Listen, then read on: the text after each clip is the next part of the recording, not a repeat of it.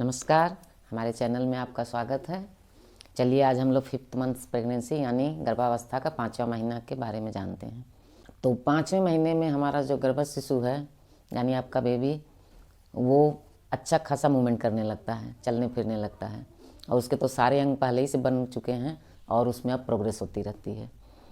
उसके ब्रेन भी काम करने लगता है और भी एक्टिविटीज पहले से ज़्यादा हो जाती हैं। तो पहले ही कहा जा चुका है कि ये कोई बीमारी नहीं है, एक नेचुरल प्रक्रिया है, हर माँ के साथ होता है। हाँ, साइड इफ़ेक्ट जो इसके होते हैं वो किसी को कम होते हैं, किसी को ज़्यादा, किसी को ना के बराबर होते हैं, लेकिन कुछ ना कुछ दिक्कतें तो सभी में आती हैं। क्योंकि जब आपके अंदर अब एक तरह से फॉरेन बॉडी कहा जाएगा, भले वो हमारा अंश होता है लेकिन वो हमेशा तो रहता नहीं। जब वो आता है तो हमारी बॉडी एक्सेप्ट करने में दिक्कत तो उसको होती ही है, तो वो थोड़ा थोड़ा उसका साइड इफ़ेक्ट हमारे शरीर पर पड़ता है। तो जैसे कुछ लोगों को 3 महीने तक तो ज़्यादातर दिक्कतें आती हैं, उल्टी जी में चिल्लाना, चक्कर आना। इसके बाद कम हो जाता है, किसी किसी को ना के बराबर हो जाता है, किसी किसी को शुरू से ही नहीं होता है। तो उसको हम लोगों को पॉजिटिव वे से लेना चाहिए, क्योंकि वो होना ही है और एक ये सुखद प्रक्रिया भी है, सब लोग बेबी चाहते भी हैं। तो इसको हम निगेटिव वे में न लें, सुखद अनुभव उसका करें और हमारा बेबी अब मूवमेंट करेगा उसका एहसास करें। और जब हमारा बेबी बढ़ेगा तो हमारा पेट भी बढ़ेगा। तो जब पेट बढ़ेगा तो स्किन जो है फिर फटने लगती है, तो वहाँ हमें ईचिंग होने लगती है। खुजली भी बोलना पड़ेगा, सब लोग ईचिंग नहीं समझेंगे तो थोड़ा हिंदी थोड़ा इंग्लिश मिक्स करना पड़ेगा। तो हमें यहाँ खुजली होने लगती है पेट पर, तो उसको खुजलाएं ना, उसको ऐसे से सहला लिया करें, क्योंकि जब हम खुजलाएंगे तो वहाँ फट जाता है। सहलाने से वो चीज़ जो क्रिया वहाँ होती है वो फिर सामान्य हो जाती है, और जब हम उसको खुजला देते हैं तो और फैल जाता है, तो वो दिखने लगता है। और वहाँ पे हम तेल, सरसों का तेल या कोई भी बादाम का तेल कुछ भी लगा सकते हैं। एलोवेरा जेल आजकल बढ़िया उसका प्रचार प्रसार हो रहा है, एलोवेरा जेल लगाएं। अपने घर में जो एलोवेरा लगा है उसको तोड़ के, और जो उसको हम तोड़ेंगे एलोवेरा, तो उसमें जो पीला पीला पदार्थ निकलता है उसको हम खड़ा कर देंगे कुछ देर के लिए। तो खड़ा कर जब रहेगा तो उसमें से वो पीला पदार्थ जहरीला होता है वो निकल जाता है। तब हम छील के काट के उसके गुदे को पेस्ट बना के लगा सकते हैं, या जो बाज़ार में आता है उसको लगा सकते हैं। तो उससे आपकी त्वचा जो है मुलायम स्मूथ हो जाएगी, तो वो खुजली नहीं होगी। लेकिन वो रोज़ आपको करना, और बिना कुछ लगाए भी अगर खुजली हो रही है तो आप उसको सहलाएंगी, ऐसे ऐसे नाखून नहीं लगाएंगे। उंगली से सहलाने से वो सबसाइड हो जाता है, क्योंकि वो हम लोगों को भी, हम भी माँ बने हैं तो हमें भी हुआ है, लेकिन हमारे कहीं दाग नहीं, क्योंकि हम सहला लेते थे। तो ये चीज़, क्योंकि ये इससे सबको दिक्कत होती है कि हमारे दाग न पड़े, तो ये चीज़ सबसे इम्पोर्टेंट चीज़ है कि उसको हम खुजलाएं नहीं। और सबसे बड़ी बात, आज के ज़माने में लोग सर्विस कर रहे हैं, नौकरी कर रहे हैं, और फैशन भी है कि फास्ट फूड लेने लगे हैं। तो वो तो बहुत ही बेकार है, आपकी भी सेहत को है तो बच्चे की सेहत को भी, क्योंकि जो आप खाएंगी पिएंगी उसका असर सीधे बच्चे पर पड़ेगा। तो उसको हमें नहीं खाना है। वो घर में आप कुछ भी अच्छा सा बना लीजिए जो आपका टेस्टी, क्योंकि मन बहुत मचलता है इसमें और चटक चीज़ें खाने में मन करता है, तो आप घर में बना लीजिए, या परिवार है तो घर में और भी लोग बना देंगे। लेकिन बाहरी चीज़ ना खाइए, ना कोल्ड ड्रिंक पीजिए। और कुछ लोग जो बाहर पढ़ रहे हैं शराब सिगरेट का भी सेवन करें, वो भी नुकसान है आपके भी स्वास्थ्य के लिए, बच्चे के स्वास्थ्य के लिए भी। तो वो भी हमें नहीं लेना है, क्योंकि जब हम एक स्वस्थ शरीर रखेंगे, स्वस्थ बेबी पैदा करेंगे, तभी हम स्वस्थ समाज का निर्माण कर पाएंगे। और जब स्वस्थ समाज का निर्माण होगा तो हमारा राष्ट्र भी स्वस्थ होगा। तो शुरू से हम ही एक कड़ी, ये नहीं सोचें हम अकेले क्या कर सकते हैं, एक हमारी कड़ी से कड़ियाँ जुड़ती जाती हैं और आगे बढ़ते जाता है, और हमारा परिवार भी खुशहाल रहेगा। तो यहाँ हो गई। और जो चौथे महीने में या तीसरे महीने में अल्ट्रासाउंड ना कराया हो तो ये बेस्ट टाइम है अल्ट्रासाउंड का भी, क्योंकि अब आपके बेबी का पता चलेगा कि क्या कंडीशन है, प्रोग्रेस की क्या कंडीशन है, तो वो आपको कराना है।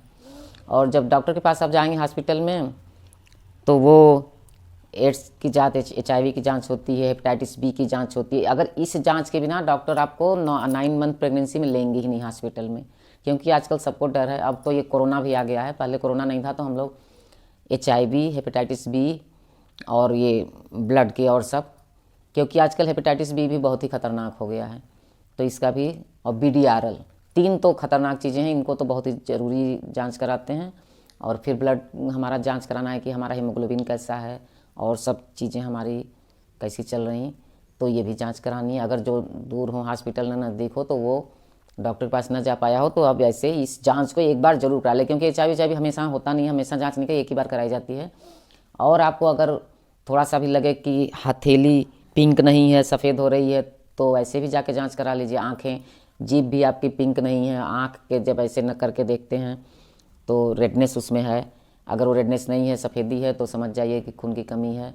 और ऊपर से देखा जाता है तो पीलिया का नीचे आँख को ऊपर करके नीचे दिखाया जाता है, तो ऊपर अगर पीलापन है तो समझिए पीलिया भी है, क्योंकि आज पीलिया भी बहुत हो जाती है पेट में बच्चे होते हैं तो वो ये सब मस्ट है, ज़रूरी है आपके स्वास्थ्य के लिए और बच्चे के स्वास्थ्य के लिए। तो इतना हमें ज़रूर करना है। और जो घर में देखभाल करनी है वो तो ज़रूरी है, लेकिन हॉस्पिटल की भी इतनी चीज़ें आपको करवाते रहना है। और हॉस्पिटल में जब आप जाएंगी विजिट में तो आपका बीपी, वेट से ही पता चलेगा बच्चा कितना गेन कर रहा। और बीपी से ये होगा कि जैसे किसी की लो बीपी, ये सब हमारे साइड इफ़ेक्ट होते हैं प्रेगनेंसी के दौरान। तो लो बीपी, हाई बीपी हो जाती है, तो इसके लिए हमें बीपी नापवाना है। अगर आपके पास ही कोई क्लिनिक हो आसपास तब भी बीपी दिखवा सकती हैं। और अगर बीपी हाई है तो अनुलोम विलोम उसमें बहुत फ़ायदा करता है। अनुलोम विलोम प्राणायाम से बीपी नॉर्मल हो जाती है तुरंत। तो ये भी आप लोग ध्यान दें कि प्राणायाम और कुछ हल्की फुल्की एक्सरसाइज जो कि आपके पेट पे उसका असर न पड़े, उसको करते रहें। और काम तो सभी करना है, काम के लिए कोई मनाही नहीं है। अगर डॉक्टर आपको बेड रेस्ट दी है, ब्लीडिंग हो रही है, कुछ दिक्कतें हैं आपको, या जैसे किसी किसी का यूट्रस का मुंह जो है, सर्विक्स जो है ढीली है, तब डॉक्टर बेड रेस्ट देती हैं, या ब्लीडिंग हो रही है तो बेड रेस्ट देती हैं। तो कोई कॉम्प्लिकेशन है तो ही बेड रेस्ट लीजिए। उस दौरान नहीं आपको नहीं एक्सरसाइज करना है, नहीं घर का कोई काम करना है, फुल बेड रेस्ट लीजिए। लेकिन अन्यथा अगर भगवान करें कि आपको कोई कॉम्प्लिकेशन नहीं है तो सारा घर का काम करिए, खूब टहलिए, घूमिए, एक्सरसाइज करिए और खुश रहिए। जितने खुश रहेंगे उतना बेबी खुश रहेगा, नॉर्मल होगा। और जितना मेहनत करेंगे उस तरह से बच्चा भी आपका नॉर्मल पैदा होगा, तो ऑपरेशन कराने की ज़रूरत नहीं पड़ेगी। और शौकिया ऑपरेशन किसी को नहीं कराना चाहिए। कुछ लोग दर्द नहीं सहना चाहते हैं तो कहते हैं ऑपरेशन हो जाए, नहीं करना चाहिए। इससे वो बच्चे का कनेक्ट जो माँ से होना चाहिए, मदर और बेबी का कांटेक्ट जो होता है वो उतना अच्छा नहीं होता है जो कि नॉर्मल डिलीवरी में होता है। तो ये सब चीज़ें हमें ध्यान देने लायक है। तो हम लोग फिर बाद में 6वें महीना में और चीज़ें आगे सीखेंगे। आप इस तरह से खुश रहिए और अच्छी पुस्तकें पढ़िए। अपनी जो हमारी सनातन धर्म की, जैसे आपका वेद शास्त्र है, गीता, रामायण है, इनका अध्ययन करिए। इससे आपको भी ज्ञान होगा, बच्चे को भी अच्छा अंदर ही अंदर ज्ञान होगा। क्योंकि आप लोग अगर रामायण गीता सुनी होंगी तो उसमें पेट में जब बच्चे रहते थे तो माँ जो करती थी बच्चे भी सीखते थे। जैसे अर्जुन कहानी सुनाता है अपनी पत्नी को और बेटा उसी में से सीख लेता है चक्रव्यूह तोड़ना। तो ये सत्य बात है, जैसा माँ व्यवहार करती है बच्चा वैसा ही पैदा होता है। तो आप जैसा चाहें अपनी बेबी को बना सकती हैं। यहीं से आपके लिए शुभ हो, आपका बेबी स्वस्थ, सुंदर और हेल्दी हो। आप भी स्वस्थ रहें, खुश रहें, मस्त रहें।